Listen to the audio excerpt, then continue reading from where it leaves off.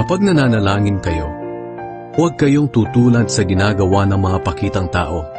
Mahilig silang manalangin ng nakatayo sa mga sambahan at sa mga kanto ng lansangan para makita ng mga tao. At kapag nananalangin kayo, huwag kayong gumamit ng maraming salita na wala namang kabuluhan, tulad ng ginagawa ng mga taong hindi kumikilala sa Diyos. Akala nila ay sasagutin sila ng Diyos kung mahaba ang kanilang panalangin.